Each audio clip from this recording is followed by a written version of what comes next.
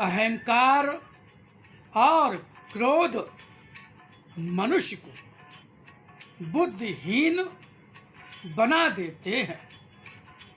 असंयत विचार और अनर्गल शब्दों का प्रयोग करके मनुष्य जिस विष को अपने अंदर पैदा करता है, उस विष का प्रयोग जब वह करता है, मनुष्य के स्तर यानी मनुष्यता से गिर जाता है।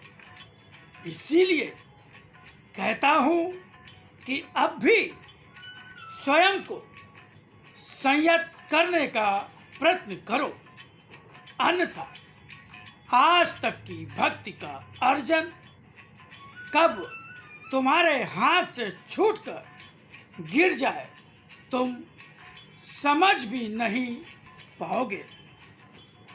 मुझे मन में धारण करो, केवल मुंह में ही शब्द रखकर बोल देने से मेरे स्मरण का भी लाभ तुम्हें नहीं मिलेगा। भजन कीर्तन आरती करने के तुरंत बाद भी क्या मुझे स्मरण रख पाते हो?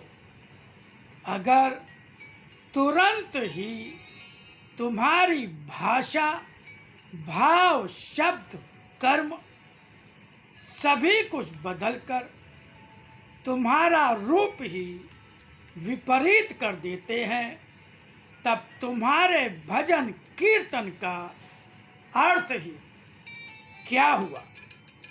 भोजन चबाकर अंदर निगल लेते हो तभी पेट भर पाता है, उसे थूक कर तो नहीं। भोजन भी जब अच्छी तरह पकाते हो तभी निगलने योग्य हो पाता है। अगर साबुत ही निगलना चाहोगे तो निगल नहीं पाओगे।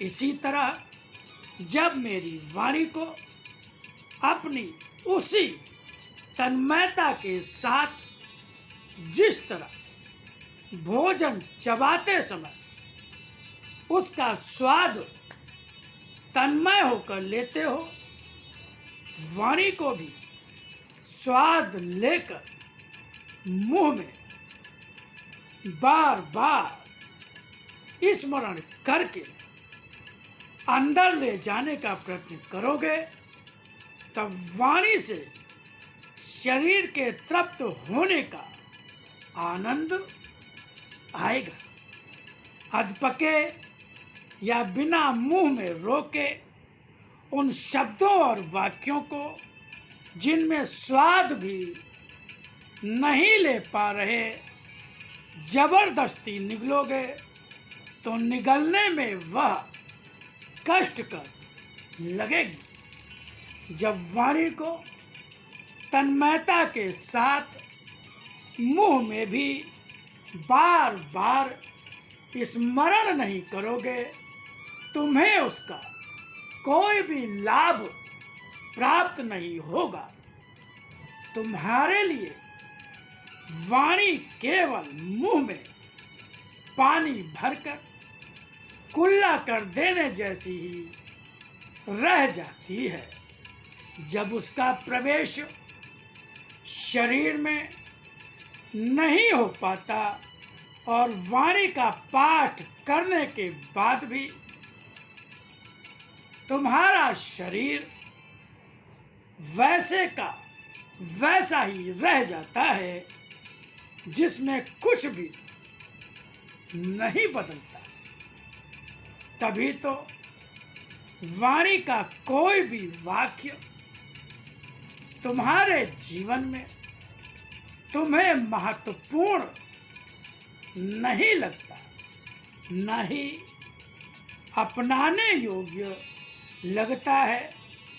जो वस्तु, कपड़ा या जेवर तुम्हें अच्छा लगता है उसे खरीद कर तुरंत प्रयोग में लाते हो, मगर वाणी का कोई भी वाक्य क्या ऐसा लगा जो इतना अच्छा लगा हो कि जिसे अपने शरीर में धारण करने योग्य या प्रयोग करने योग्य लगा हो, या जिसका प्रयोग या धारण करना आरंभ कर दिया हो।